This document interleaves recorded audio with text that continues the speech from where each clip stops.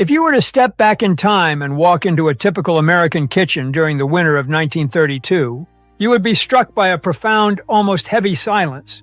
The roaring 20s had vanished like a dream, replaced by the grim daily struggle of the Great Depression. In the corner of the room, a mother would be standing by her cast-iron stove, staring at the few remaining embers, wondering how to stretch a single sack of flour and a bucket of lard to feed her family for another week. In those days, money was not just scarce, it was practically non-existent. A single nickel was held between the fingers with a grip of steel, and every single purchase had to justify its existence 10 times over. If you looked closely at the simple wooden shelf above her sink, past the mismatched teacups and the worn wooden spoons, you would almost certainly see a small, plain cardboard box. It had no bright colors, no elaborate advertisements, and no long list of chemical ingredients. It was just a simple package containing a fine, snow-white powder that cost barely 3 cents. That powder was sodium bicarbonate, what we today call baking soda. In the winter of 1932, that 3-cent box was not just a baking ingredient, it was the family pharmacy, the cleaning cabinet, the dentist, and the dermatologist all rolled into one. The survivors of 1932 knew a secret that the modern chemical and pharmaceutical giants have spent billions of dollars trying to make you forget.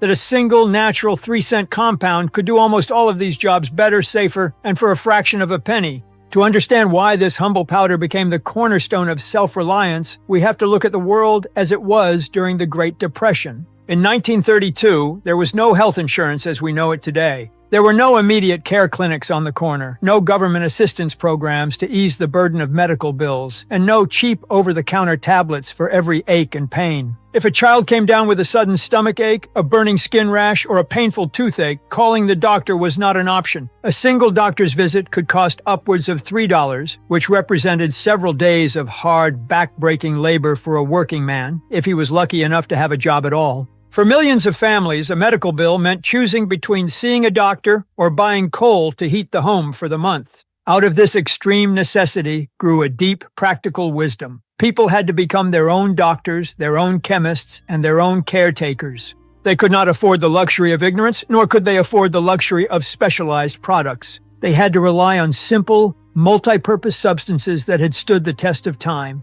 And at the very top of that list was the white powder sitting on the kitchen shelf. But what is this white powder really, and why does it possess such extraordinary versatility? To the modern consumer, baking soda is just something we throw into a cake mix once in a while and then leave to gather dust in the back of the pantry. But to a chemist, sodium bicarbonate is a minor miracle of nature. It is a naturally occurring mineral compound, often mined from deep underground deposits of trona ore that were formed millions of years ago by the evaporation of ancient freshwater lakes. Its true power lies in its chemical structure. Sodium bicarbonate is what chemists call an amphoteric substance, meaning it has the unique ability to act as either an acid or a base depending on what it comes into contact with. However, in its natural state, it is mildly alkaline with a pH of around 8.1. In a world where so many of our physical discomforts, cleaning challenges, and decay processes are caused by excess acidity, this mild alkalinity is a powerful weapon. When baking soda meets an acid, a chemical reaction occurs immediately. It begins to neutralize the acid, releasing tiny bubbles of carbon dioxide gas in the process. It is this simple, elegant reaction that makes it so incredibly versatile, altering the chemical environment itself to restore balance and neutrality where there was once caustic acidity. When a father came home from a long day of searching for work, his stomach churning with stress and acid, in 1932, diets were often heavy in starch and low in fresh vegetables, leading to frequent stomach complaints. When a father came home from a long day of searching for work, his stomach churning with stress and acid, his wife did not reach for a bottle of pink liquid or a prescription pill. She took a clean glass, filled it with cool water from the pump, and stirred in half a teaspoon of baking soda. He drank it down while it was still fizzing. Within minutes, the burning sensation in his chest would vanish, replaced by a clean, neutral calm. For decades, the modern pharmaceutical industry has marketed incredibly expensive antacids, proton pump inhibitors, and acid reducers, generating billions of dollars in profit. Yet if you look at the basic mechanism of these high-priced drugs, they are often doing the exact same thing that 3-cent glass of soda water did nearly a century ago. They neutralize stomach acid. However, many modern acid reducers carry a long list of side effects, warnings about kidney issues, and dependencies. The simple baking soda water, used in moderation, did the job instantly, safely, and at a cost so low it could not even be calculated.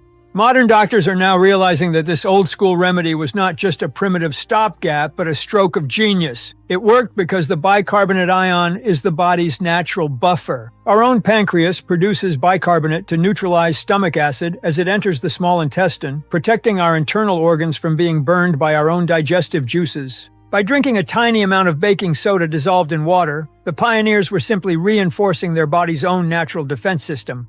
It was a clean, elegant solution that worked in harmony with human biology, rather than overriding it with synthetic chemicals. The use of baking soda did not stop at the digestive system. It was also the primary means of personal hygiene and dental care. In 1932, commercial toothpaste was a luxury that few could justify. The tubes were expensive, and the ingredients were often harsh. Instead, families kept a small dish of baking soda near the washing basin.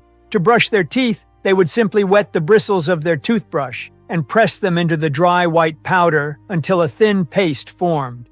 They would brush thoroughly, rinsing with clean water. If you look at the mouths of the survivors who grew up in the 1930s, you will often find remarkably strong teeth and healthy gums, free from the chronic inflammation that plagues so many people today. The chemistry explains why this worked so well. The bacteria that cause tooth decay and gum disease thrive in an acidic environment. By brushing with baking soda, the pioneers instantly neutralized this acid, creating an alkaline environment where harmful bacteria could not survive. Furthermore, baking soda is a very mild abrasive. On the Mohs hardness scale, which measures the hardness of materials, baking soda rates at around 2.5. Tooth enamel, by contrast, rates at 5. This means that baking soda is soft enough to clean away plaque and surface stains without scratching or damaging the enamel underneath. It was a perfectly balanced dental cleaner provided by nature, costing next to nothing. Then there was the kitchen itself, the heart of the home. In 1932, the kitchen was a place of heavy work. There were no automatic dishwashers, no synthetic detergents, and no chemical degreasers. The primary cooking vessel in almost every home was the heavy cast iron skillet.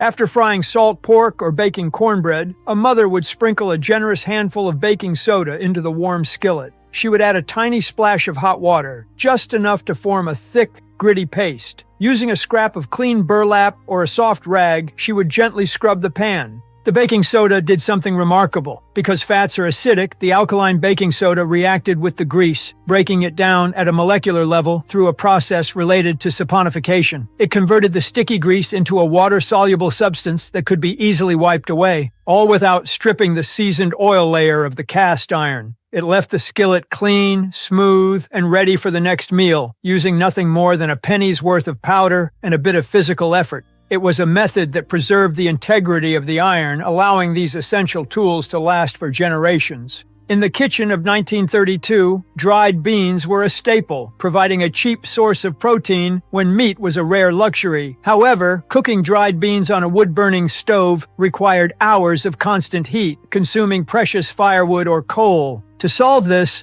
the cook would add a pinch of baking soda to the soaking water or directly to the cooking pot. This was a brilliant piece of kitchen chemistry. The alkaline environment created by the baking soda helped to break down hemicellulose, the complex carbohydrate in the cell walls of the beans, softening them in a fraction of the time. This saved hours of fuel and labor. Furthermore, by breaking down these tough starches, the baking soda made the beans far easier to digest, reducing the uncomfortable gas and bloating that often accompanied a heavy bean diet. It was a simple 3-cent hack that made a cheap, basic food both more palatable and more efficient to prepare. Then there was the daily bread. Commercial yeast was not always available or affordable during the Great Depression, and nurturing a sourdough starter required constant attention and flour that could not be spared. Baking soda provided the ultimate shortcut. By combining baking soda with an acid, such as sour milk, buttermilk, or a touch of vinegar, a mother could bake what were known as quick breads. The moment the alkaline baking soda touched the acidic liquid in the mixing bowl, it began to react, releasing bubbles of carbon dioxide gas that would lift the heavy flour dough, making it light and fluffy as it baked. This was the birth of soda bread and biscuits that could be made in a matter of minutes. In the wood-burning kitchens of the era, fire was a constant hazard, and grease fires on the stove were particularly dangerous. You could not throw water on a grease fire, as the water would instantly vaporize, throwing boiling, burning oil across the room and setting the entire house ablaze. If a pan of lard caught fire, a mother would throw a handful of baking soda directly onto the flames. When the sodium bicarbonate was heated by the fire, it underwent a chemical decomposition, releasing a large volume of carbon dioxide gas.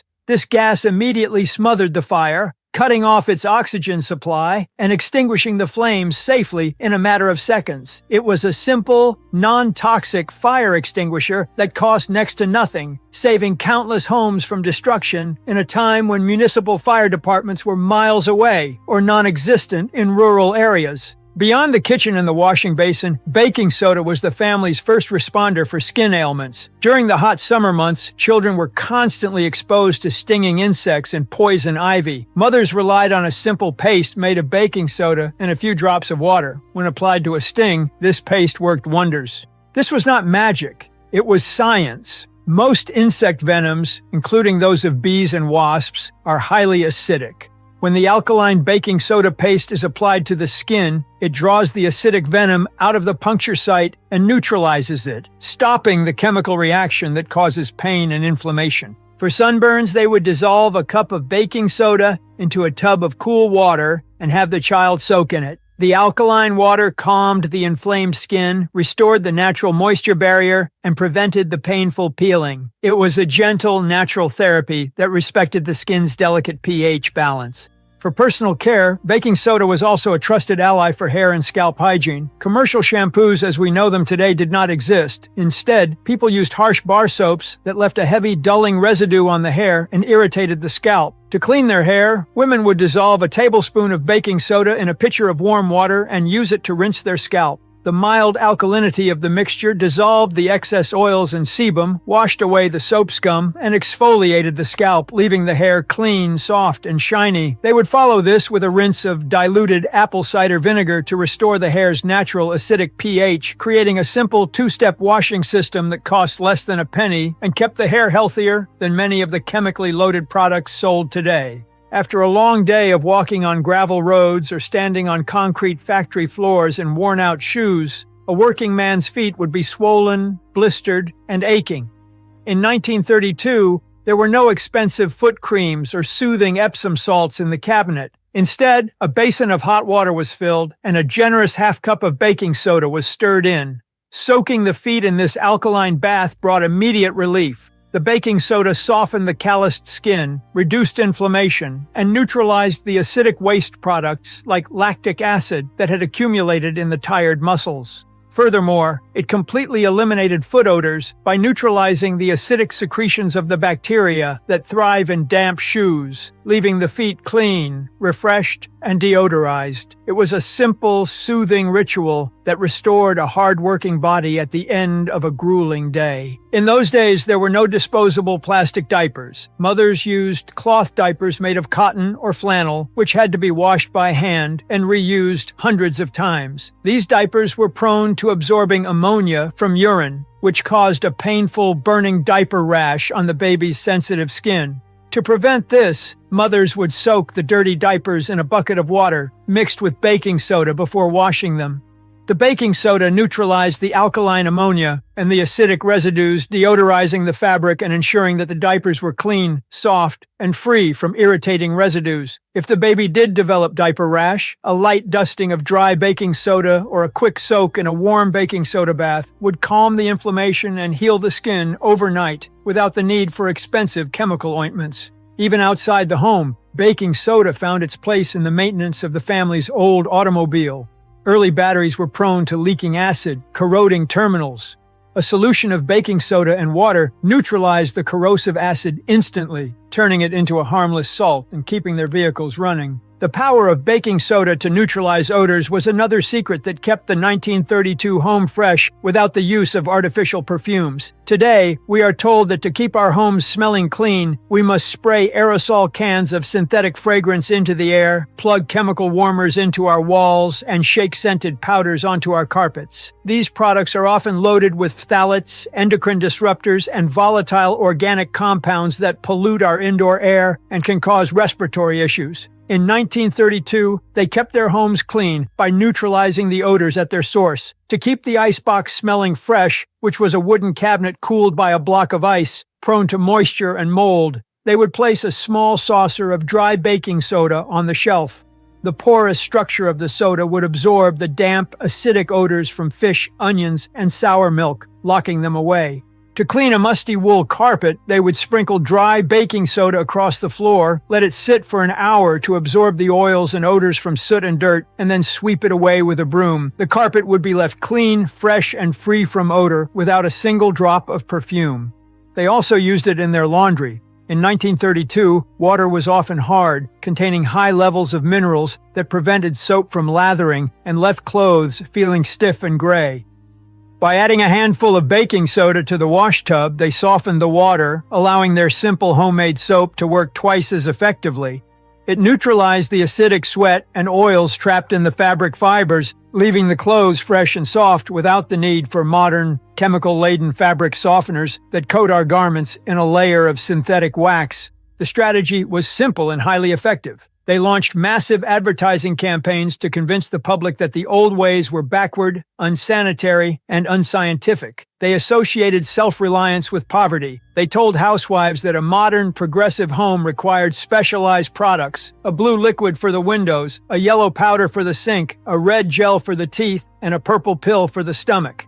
Large corporations realized they could not make a large profit on naturally occurring substances. You cannot patent sodium bicarbonate. To build a massive corporate empire, you need products that are proprietary, patented, and expensive. They launched massive campaigns to convince the public that the old ways were backward. They created a culture of dependence, where we became convinced that we could not survive without their synthetic creations. And in doing so, they created a multi-billion-dollar cycle of consumption. We buy their processed foods, which cause indigestion. Then we buy their expensive acid reducers to treat the indigestion, which cause side effects. Then we buy other medications to treat the side effects.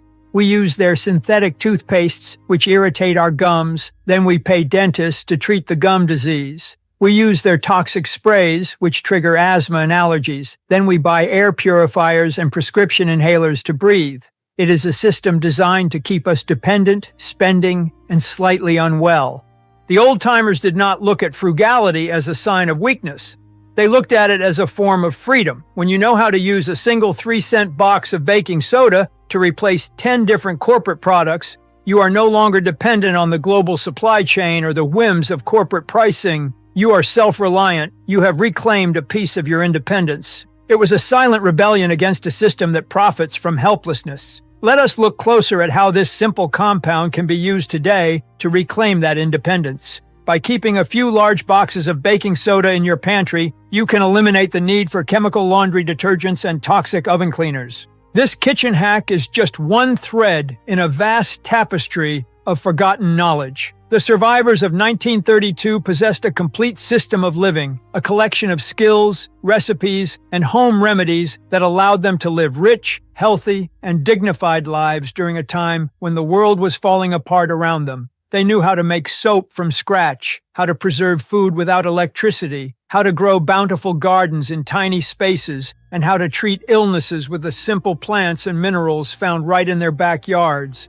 For years, this knowledge was scattered, hidden in yellowed notebooks, whispered from grandmother to granddaughter, and buried in old family archives. But now, it has been gathered together into one comprehensive resource. It is called the Complete 1932 System, and it is divided into 3 detailed volumes. Volume 1 focuses on the kitchen, the forgotten recipes that feed a family for pennies, the food preservation techniques that require no electricity, and the natural cooking hacks that turn basic ingredients into hearty feasts. You will learn the exact methods our grandparents used to preserve meat, dairy, and vegetables using crocking, salting, and water glassing, ensuring your pantry remains full no matter what happens to the electrical grid. You will discover how to bake dense, nutritious breads without commercial yeast and how to create satisfying meals using ingredients that cost next to nothing. Volume 2 covers the home and the garden, natural cleaning recipes and methods for growing a sustainable survival garden. It details how to make your own soaps, candles, and fertilizers, reducing your household expenses to near zero and freeing you from reliance on modern stores. Volume 3 is the home pharmacy, the natural remedies, the herbal preparations,